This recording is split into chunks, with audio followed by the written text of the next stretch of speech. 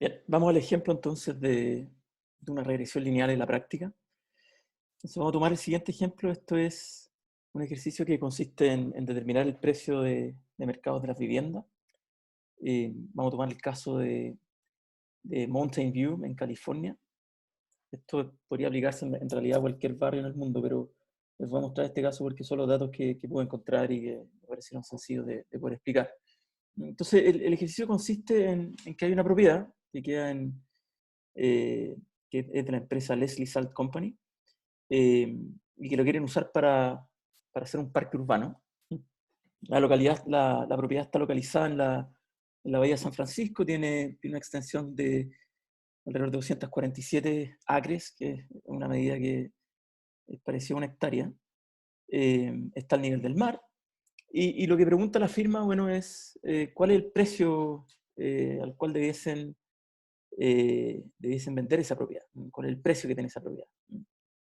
Y una solución para poder resolver ese problema es básicamente recolectar data de precios de algunos predios que estuvieran dentro de la misma localidad, dentro de la misma ciudad, y utilizar las características de esos terrenos, no solamente el precio, sino también su extensión, la altitud con respecto al mar, etcétera, para poder hacer un modelo de predicción de precios, ¿ya? Entonces la data va a contener información de 30 propiedades que están ubicadas en dos municipios, uno se llama San Mateo y el otro se llama Santa Clara, y básicamente la base de datos va a consistir en el precio de cada una de estas propiedades, en un precio por acre, una variable dummy o binaria, que es en qué county está, en qué comuna, si es en San Mateo o en Santa Clara.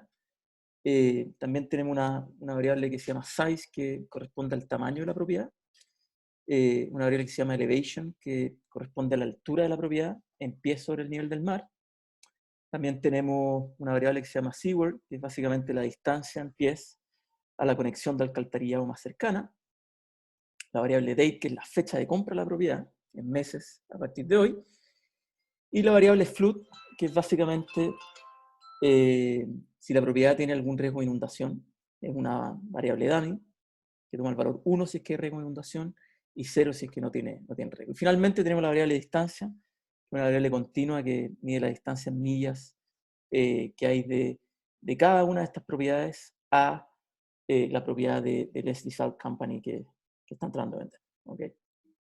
Entonces, básicamente, la muestra es pequeña, una muestra de 30 observaciones. Eso significa que los intervalos de confianza asintóticos probablemente no van a ser muy precisos, es decir, van a ser más bien grandes porque la muestra es muy pequeña. Y por tanto, también antes de hacer cualquier tipo de ejercicio, en el fondo vamos a tener que confirmar si es que el supuesto de que los errores se distribuyen normal es un buen supuesto o no, ¿ya? Y para eso dibujamos los QQ-plots. Primero lo hacemos utilizando simplemente la variable precio. Vemos que en realidad hay bastante buen ajuste al supuesto de normalidad.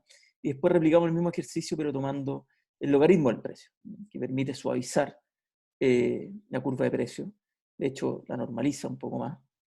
Y de hecho, ustedes se dan cuenta ahí que el ajuste incluso es mejor. Entonces, conclusión, que quizás es mejor idea utilizar el logaritmo del precio como nuestra variable dependiente. Y de esa manera obtener no un mejor ajuste, pero sí al menos el supuesto de normalidad va a ser al menos más razonable para el modo en cómo se comportan estos datos. ¿Okay? O sea, así que vamos a utilizar el logaritmo del precio como nuestra variable dependiente.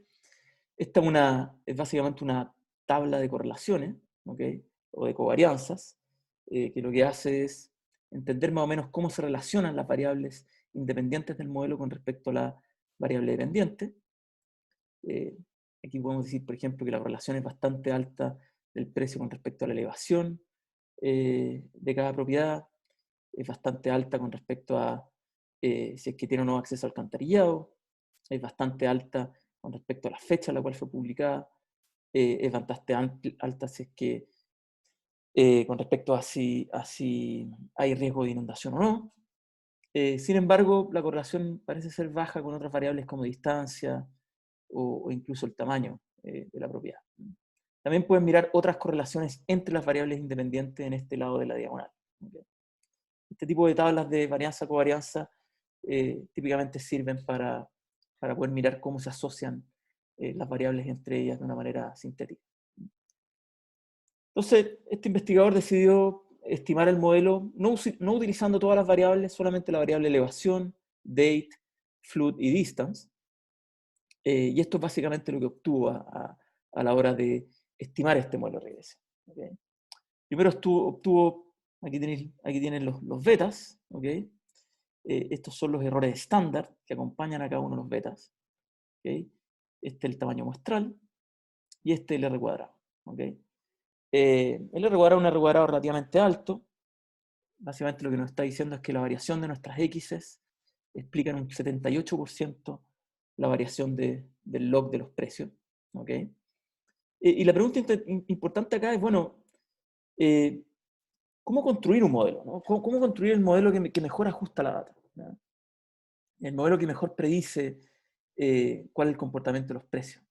Para eso lo que uno hace generalmente es construir un modelo que va metiendo y sacando variables de forma tal de poder ir quedándonos con aquellas que al parecer demuestran mayor poder estadístico para poder explicar el comportamiento de los precios. Y para eso lo que uno quisiera hacer es testear si es que estos betas son estadísticamente significativos o no. ¿Okay? Y vamos a ver más adelante, para eso lo que uno hace es estimar hacer un test de hipótesis y básicamente testear si es que la hipótesis nula de que beta es igual a 0 se rechaza o no se rechaza. ¿Okay? Eso es lo que vamos a aprender en la siguiente slide. Entonces, ¿cómo se hace eso? Básicamente, cada variable X del modelo tiene un efecto significativo sobre la variable dependiente, si y solo si el coeficiente que la acompaña, el beta sub k, es estadísticamente distinto a ese.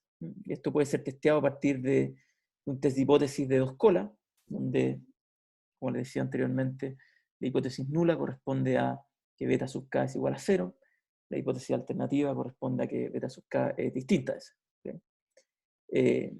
El test puede ser implementado a partir de la construcción de un intervalo de confianza para un beta gorro, que es el beta que nosotros estimamos desde la regresión. ¿Okay?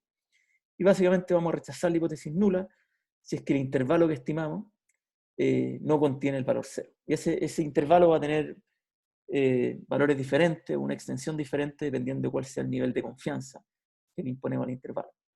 Mientras mayor el nivel de confianza, o sea, mientras más se acerca a 1, mayor va a ser el tamaño del intervalo de confianza y por tanto mayor va a ser la probabilidad de que el 0 esté incluido. ¿Okay? O sea, más grande o más exigente va a ser el test. ¿Ya? Mientras que si es que el nivel de confianza al cual construimos el intervalo o al cual rechazamos la nula es más pequeño, menos exigente va a ser el test. En general uno construye test, o sea, intervalos de confianza que son del 95%. Ahora, a modo de chequear la robustez, uno típicamente también muestra si es que el intervalo de confianza rechaza o no rechaza la nula cuando se construye al 99% de confianza. Típicamente uno muestra 90%, 95% y 99%. Y el test va a ser muy robusto si es que uno rechaza la nula en los 3 escenarios. Va a ser no tan robusto si es que solamente lo rechaza en el escenario del 90%. Va a ser robusto, digamos, tradicionalmente robusto, si es que uno puede rechazarlo al 95%. Ahora, ¿cómo vamos a rechazar el test? Básicamente vamos a tomar nuestro parámetro estimado, que es beta sub k gorro, le vamos a restar el valor de la hipótesis nula, en este caso la hipótesis nula por definición indica que beta sub k va a ser igual a 0, ese valor va a ser entonces 0, y vamos a dividir todo eso por el error estándar estimado de ese beta gorro sub k que proviene de la regresión. Y a todo esto le vamos a llamar un Z o un t-statistics, en nuestro estadístico pivote, en este caso debería haber un Z acá, no un T, hay un typo ahí. Y vamos a ver si es que ese valor es mayor o no al valor Z de tabla correspondiente al intervalo de confianza que definimos. Si definimos un intervalo de confianza, por ejemplo, de un 95%, ese valor Z para una distribución normal estándar va a tomar el valor 1.96. Entonces, lo que vamos a querer saber es si es que el valor de beta sub k menos 0, es decir, el valor de beta sub k, dividido por su error estándar, es o no mayor a 1.96. Si es que es mayor a 1.96, entonces vamos a rechazar la hipótesis nula de que este beta sub k es igual a 0. Y eso indica entonces que al menos con un 95% de probabilidad beta sub k estadísticamente significativa. Bien. Ahora, si es que la muestra es muy pequeña, en vez de descansar en el supuesto de normalidad de una normal estándar, vamos a descansar en el supuesto de normalidad de una test student, ¿ok? Y para eso vamos a implementar exactamente el mismo test, solo que en vez de mirar el valor z, vamos a mirar el valor t con n menos k menos 1 grados de libertad, ¿en dónde? En la distribución t, ¿ok? Y de nuevo, vamos a rechazar la nula si es que este estadístico es mayor al valor t o no. Entonces aquí implementamos la regresión. Estos fueron los valores que nosotros obtuvimos. Esto en Stata, lo pueden ver también en R. Lo que uno típicamente observa en este tipo de tablas es, aquí está la variable dependiente, log price, y aquí por ejemplo tenemos la variable elevation, que tiene un beta asociado de 0.07459, tiene un error estándar de 0.016, y si uno divide el coeficiente por el error estándar, encuentra el valor t, que en este caso es 4.43. Si ese valor t, a veces también te muestran el valor z, es mayor a 1.96, entonces uno con cierta certeza puede rechazar la hipótesis nula de que este beta que está siendo estimado es igual a 0. ¿Okay? Y para eso típicamente hay 3 indicadores, como les decía anteriormente. El valor t, el segundo indicador es el p-value o el valor p. ¿Okay? El valor p lo que indica es la probabilidad de que uno rechace, de que uno no rechace la hipótesis nula, es decir, la probabilidad de que el valor t, en este caso, en valor absoluto, sea menor que 1.96 o mayor que menos 1.96. ¿Okay? Entonces, si esa probabilidad es menor a 0.05, si este p-valor es menor a 0.05, típicamente nosotros con certidumbre rechazamos la hipótesis nula al 95% de confianza. Si ese valor es menor a 0.1, rechazamos la hipótesis nula al 10%, o al 90%. Perdón. Si es que es menor a 0.001, entonces rechazamos la hipótesis al 99% de confianza. Mientras más pequeño sea el valor P, mayor poder o más exigente el test que podemos rechazar. Finalmente tenemos el intervalo de confianza. En este caso típicamente nos muestran el intervalo de confianza al 95%, es decir, para valores, o sea, lo que nos dice esto es que el límite inferior del intervalo es 0.04, el límite superior es 0.109, y básicamente lo que nos dice esto es que con un 95% de probabilidad, ¿okay? El valor que puede obtener beta va a estar dentro de este intervalo. ¿Okay? Y dado que el 0 no está contenido dentro de este intervalo, entonces decimos que rechazamos la hipótesis nula de que beta es igual a 0 en un 95% de los casos. Y eso lo hacemos para cada una de las variables que está dentro del modelo. ¿Okay? Para cada una de esas variables, nosotros vamos a poder estimar cuál es el efecto que tiene sobre el log del price, en este caso el log del precio, y si es que cada uno de esos betas, en el fondo, son estadísticamente significativos. Ahora, un ejercicio interesante con el cual uno podría empezar a jugar es ver si es que, por ejemplo, la regresión ajusta de manera distinta para predios que están en el county Santa Clara versus predios que están en el otro county. ¿Okay?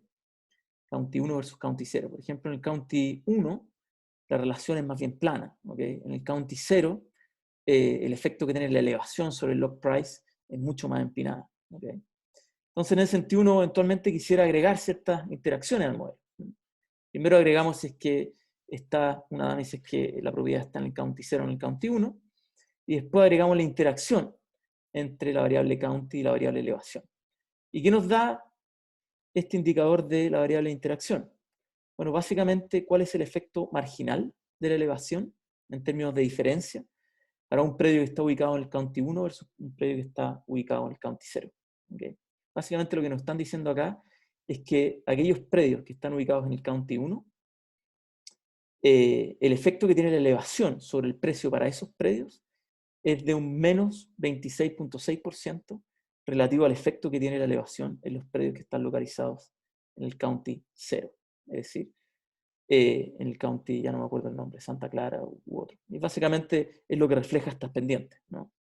En el county 1, que es básicamente los puntos azules en el gráfico, tienen un ajuste con una pendiente mucho más planita que los del County 1, que tienen una pendiente mucho mayor. Si la diferencia entre estas pendientes es de un 26%. Eso es básicamente lo que nos está dando esta variable interactiva. En general, ustedes van a querer incorporar variables interactivas dentro de sus modelos para poder ver efectos marginales entre, en este caso, variables binarias. En términos genéricos, tú puedes utilizar estas variables de interacción para cualquier variable del modelo, ya sean variables continuas o variables binarias. ¿Okay? Ahora, típicamente uno la ocupa con variables binarias porque tiene una lectura un poquito más simplificada. En este caso, ¿cuál es la diferencia del efecto marginal de la elevación sobre el precio para predios que están en County 1 versus County 0? Otra cosa interesante es que el R cuadrado que ustedes ven acá, para el caso de los primeros modelos, del primer modelo que no controla por estas interacciones, es de 0.78. Sin embargo, tal como mencionamos anteriormente, cada vez que uno agrega variables independientes al modelo, ese R cuadrado va a tender a subir. Y la pregunta que uno va a querer hacerse es, bueno, este R cuadrado más grande se debe a la inclusión de estas dos variables como variables determinantes del precio, o en verdad se debe a una cuestión de error muestral. En este caso, la diferencia no es tanta, son alrededor de 7 puntos entre un R cuadrado y otro. Entonces vale la pena querer testear si es que este R cuadrado en realidad, o sea, si la significancia estadística del modelo 1 es estadísticamente distinta a la significancia estadística del modelo 2. Eso es lo que queremos poder testear. Si es que no es estadísticamente distinta esa significancia estadística, ese R cuadrado, entonces significa que la agregación de estas dos variables adicionales es puro ruido del modelo. Pero en realidad estas dos variables no están agregando mucho más a la significancia. Ahora, ¿cómo hace eso uno? Bueno, básicamente partimos por definir un modelo no restringido. Esto en términos genéricos, porque uno tiene variable x1, x2 y la interacción entre ambas variables. Y un modelo que es el modelo restringido. De nuevo, le estoy explicando esto en términos muy genéricos. Modelo restringido naturalmente porque le estamos imponiendo una restricción de que beta 2 y beta 3, ambas de manera simultánea, son iguales a 0. ¿Okay? En este caso decimos que ambos modelos están anidados. Este es el modelo no restringido, este es el modelo restringido. El modelo restringido está anidado en el modelo no restringido. La pregunta es, ¿representa este modelo, que es el no restringido, un modelo que representa mejor el comportamiento de la regresión poblacional? ¿O en realidad agregar estas dos variables, x2 y la interacción entre ambas, es solo ruido del modelo? Y en verdad el modelo que mejor representa es el modelo restringido. Eso es lo que queremos testear. Y para eso vamos a construir un test F. ¿Okay? Ahora lo que estamos estimando, básicamente, lo estamos testeando, perdón, es básicamente la hipótesis de que beta 2 y beta 3 de manera simultánea son iguales a 0. Esto es algo que nosotros no podemos hacer con un test T, porque el test T y el test Z están construidos para poder testear hipótesis individuales. En este caso estamos testeando dos parámetros de manera simultánea, o sea, más de una hipótesis al mismo tiempo. Y para eso necesitamos utilizar un test F. ¿Qué es lo que hace un test F? Básicamente utiliza información respecto de la suma de los errores de tu regresión restringida versus tu regresión no restringida, y construye un estadístico F, que se construye, valga la redundancia, de la siguiente manera. Esto es la diferencia entre la suma de los errores al cuadrado de la regresión que utiliza data del modelo restringido. SSU es básicamente la suma de los errores al cuadrado de la regresión que proviene del modelo no restringido. ¿Okay? G es el número de restricciones que tiene este modelo. En este caso son dos restricciones. Beta 2 igual a 0 y beta 3 igual a 0. ¿Okay? Y n-k menos 1 es lo que ya conocemos. ¿No? En el total de observaciones, K es el número de parámetros que tiene el modelo no restringido. ¿Okay? En este caso, 3 parámetros, beta 1, beta 2 y beta 3.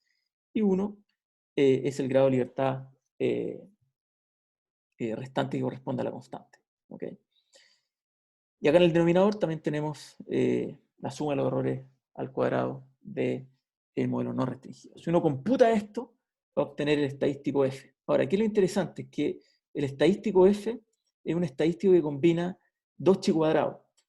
Y nosotros por definición sabemos que como los errores se distribuyen normales, esta parte superior de